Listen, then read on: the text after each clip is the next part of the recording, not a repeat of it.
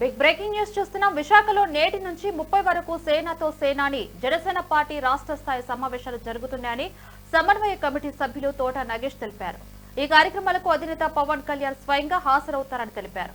మేరకు అనకాపల్లి జిల్లా పాయకరావుపేటలోని తన నివాసంలో తోట నగేష్ మాట్లాడుతూ 28న వైఎంసీఏ హాల్లో శాసనసభాపక్ష రాష్ట్ర కార్యవర్గ సమావేశాలు, 29న సీనియర్ కార్యకర్తలతో అధినేత పవన్ కళ్యాణ్ చర్చలు, రాత్రి సాంస్కృతిక కార్యక్రమాలు, 30న మధ్యాహ్నం 1 గంట నుండి మున్సిపల్ స్టేడియంలో బహిరంగ సభ, సాయంత్రం 6 గంటలకు పవన్ కళ్యాణ్ ప్రసంగం ఉంటుంది అని వివరించారు. ఈ సభ విజయవంతం కావడానికి ఉత్తరాంధ్ర జిల్లాల నుండి జన సైనికులు, మహిళలు, అభిమానులు తరలి రావాలి అని తోట నగేష్ పిలుపునిచ్చారు.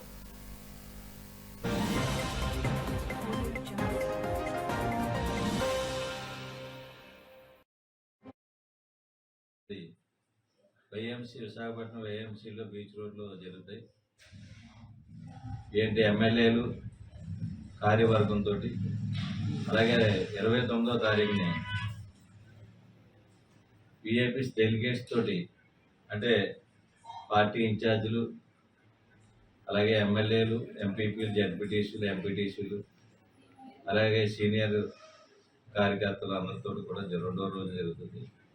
3వ రోజునే మండల పార్టీ అధ్యక్షులు, గ్రామ సర్పంచులు, ఎంపీటీసీలు, అలాగే పోటీ చేసి ఓడిపోయిన వాళ్ళు జనసేన పార్టీ తరఫున, అదేవిధంగా విస్తృత స్థాయి సమావేశం. ఈ కార్యక్రమానికి ఆంధ్రప్రదేశ్, తెలంగాణ నుంచి 30వ తారీఖు దానికి 14,500 మంది ఆన్లైన్ పాసుల ద్వారా రావడం జరుగుతుంది. వాళ్ళని ఇన్వైట్ చేయడం జరుగుతుంది. దీంట్లో భారతదేశంలో ఉన్న జనసేన, అన్ని రాష్ట్రాల్లో ఉన్న జనసేన అభిమానులు, అలాగే విదేశాల నుంచి కూడా ఎన్ఆర్ఐ కార్యకర్తలు ఉన్న. ఇక ఇదే విషయానికి సంబంధించి రాయలసీమ రీజనల్ కోఆర్డినేటర్ మధు గారు అందిస్తారు. మధు గారు చెప్పండి, విశాఖలో నేటి నుంచి 30 వరకు సేనాని జనసేన పార్టీ రాష్ట్ర స్థాయి సమావేశాలు జరుగుతున్నాయి. అయితే సమన్వయ కమిటీ సభ్యులు తోట నగేష్ కూడా తెలిపారు. అయితే ఈ కార్యక్రమాలకు అధినేత పవన్ కళ్యాణ్ కూడా స్వయంగా హాజరవుతారని తెలుస్తుంది.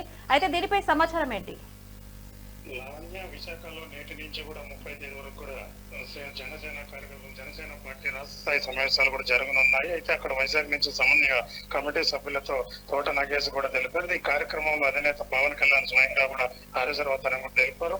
అనకాపల్లి పాయకరావుపేటలోని తన నివాసంలో తోట నగేష్ మాట్లాడుతూ 28వ తేదీ వైసీసీఏ హాల్లో శాసనపక్ష రాష్ట్ర కార్యక్రమ సమావేశాలు కూడా జరుగుతాయి. 29న సీనియర్ కార్యకర్తలతో అధినేత పవన్ కళ్యాణ్ కూడా చర్చలు కూడా జరిపారు. రాత్రి సాంస్కృతిక కార్యక్రమాల్లో కూడా పాల్గొంటారు. 30న మధ్యాహ్నం 1 గంట నుండి కూడా మున్సిపల్ స్టేడియంలో బహిరంగ సభ కూడా పాల్గొంటారు. ఇక్కడ సాయంత్రం 6 గంటలు కూడా పవన్ కళ్యాణ్ ప్రసంగం ఉంటుంది. అందుకే వైజాగ్ నుంచి చుట్టుపక్కల కూడా భారీగా ఇప్పటికే ఆ కార్యకర్తలు కోఆర్డినేషన్ కూడా చేసుకున్నారు. ఇక్కడ నుంచి కూడా భారీ కార్యకర్తలు కూడా సభకు వచ్చే కూడా ఏర్పాట్లు కూడా చేస్తున్నారు.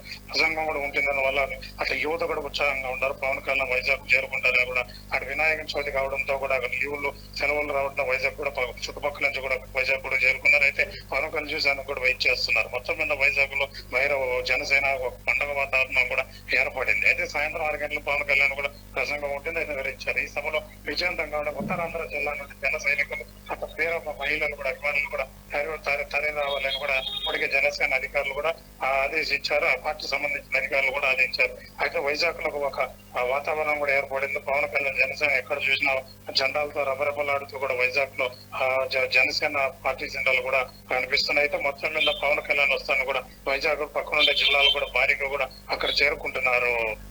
Lavanya. Right, thank you Madhu గారు.